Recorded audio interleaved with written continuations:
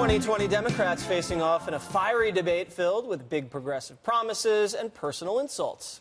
The top 10 liberal candidates sharing the stage for the first time, hitting on health care, gun control, climate change, immigration, and taking cheap shots at President Trump. And of course, their socialist big government proposals were on full display. Cancel student loan debt for 95% of the folks who've got it.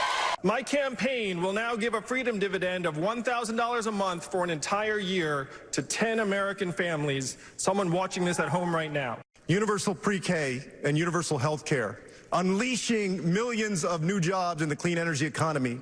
We will address the catastrophic crisis of climate change and transform our energy system away from fossil fuel.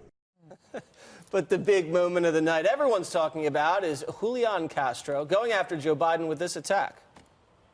Barack Obama's vision was not to leave 10 million people uncovered. He wanted every single person in this country covered. My plan would do that. Your plan would not. They do not have to buy in. They do not have to buy in. You just said that. You just said that 2 minutes ago.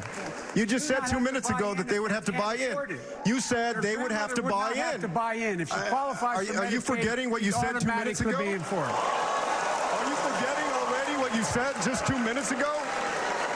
I mean, I can't believe that you said 2 minutes ago that they had to buy in, and now you're saying they don't have to buy. You're forgetting that. Castro's low blow setting off the rest of the Democrats on the debate stage. This is why presidential debates are becoming unwatchable. This reminds everybody of what they cannot stand about Washington. Scoring points against each other, poking at each other, and telling each other that you're my plan, your plan. Look, we all that's called a Democratic primary election. That's called an election. That's an election. You know, this is what we're here for. It's an election. Yeah, but a house divided cannot stand. And that is not how we're Look, everyone, we know we're on the same team here. We know we're on the same team. We all have a better vision for health care than our current president. Oh, God. Castro's refusing to back down, claiming his dig at Biden's memory wasn't a personal attack, but instead about policy. Dana, that was just, it was just awkward watching those people. Well, the thing is, I think, Castro intended to do that. Right. So he was like, I'll be the one, the first one on the debate stage. Like, the media has been doing it. Other people have been saying that Biden has lost a step. I'm going to be the one to do it. And then he chose a moment, but then he was wrong about the moment. Right. So if you're going to do that, you have to nail it. And there could have been other opportunities for him to do so. The crowd didn't really like it. The rest of the people didn't like it. And what Joe Biden's able to do now is to fundraise off of it. Mm-hmm. The thing that I thought about this, one of the things, we didn't play much sound from Bernie Sanders. Mm-hmm. So this is the third debate where now we have analysis and nobody's talking about Bernie Sanders. He hasn't had a moment. He maintains his poll average, but I think that's about as far as he's ever going to get. And Elizabeth Warren basically acts like a general election candidate. Yeah, same thing. Not a lot of news from Warren either. Greg, did anybody distinguish themselves or stand out in any way? I thought I did. Yeah. I thought I did. I'm amazed watching the mainstream media rush to defend this old white male against this young Hispanic man. What kind of white privilege are they protecting? I thought what happened was, I think he stepped into this thing, and when the audience made that sound, it created momentum for him. That's why I think he kind of like embraced that moment, and there was no grace or elegance to the criticism because it was just he was more like Oscar Mayer, not Oscar Wilde. He was just kind of clunky. But having said that, I'm a little bit tired of the white knighting that's going on with Biden. I mean, I get it. It was a pretty lame, predictable insult. But watching everybody protecting poor Joe from Castro, that's a little rich for me. I think Joe should take a few barbs, especially when he is screwing up.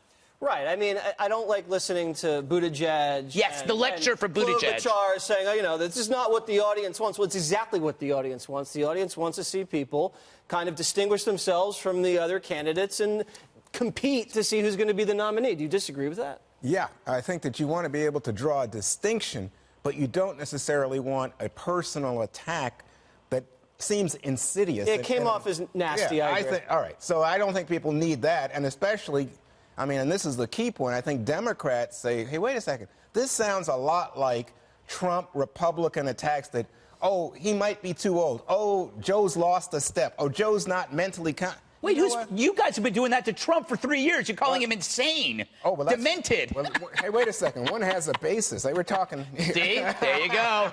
No, I'm saying when you see this among Democrats, the response from Democrats wasn't to protect Joe Biden. It was to say, you went too far. And, you know, Castro was having a good debate. I mean, he's told that wonderful story about being a lawyer who gave up his law practice to vote on principle in the city council, all the rest. It all went away because only thing everybody's talking about today is the fact that he went after Joe Biden in this way. I think there are a lot of people on that stage. I suspect they might be there in October. They're not going to be around in November, December. Right. And they feel they needed to go after the front runner. But they didn't do this. You notice Elizabeth Warren did not take him on. It was Castro and Booker. He should blame his twin brother. So also, what about the sound that we heard at the top, too? All those people promising, we're going to cancel your debt, we're going to pay for everything, universal pre-K, we're not even going to raise taxes. I think Liz Warren, for the 5th time, says, I will not admit that I'm going to raise taxes on the middle class to pay for universal health care. She gets away with it. And interestingly, I felt that she did it a little more artfully than some of the other candidates who simply dodged questions, and it was pretty blaring. If I can speak to that moment for a second, though, sure. The Julian struck me as someone who, like, shows up prepared for a fight. He came with so much energy, and he wanted it to be combative. And then everyone else kind of had their typical response to it in that he wanted it to be this gladiator stage for TV moment, and that speaks to the live audience quality, but everyone else was kind of seeing it as big picture. And I feel like I'm an outlier in this, but I have to say, I have no idea how Biden has gotten the approval he got from last night. I found him appalling. And yet some of the mainstream media coverage of him called him decent, up from disaster last time, and reassuring. I found his response to the questions of systemic racism, as I said, literally appalling. And to me, he showed that he was disqualifying, that he will not be able to take on Trump in any form or fashion because he is unable to even engage in the conversation about the systemic racism that people on the left are wanting to ask about. And I am not just talking about the slim part of the voters or that audience where it's particularly relevant. I am talking about the entire Democratic Party. I do not understand why they don't see him as 100% disqualified. Well, you know, his biggest base of support, black voters.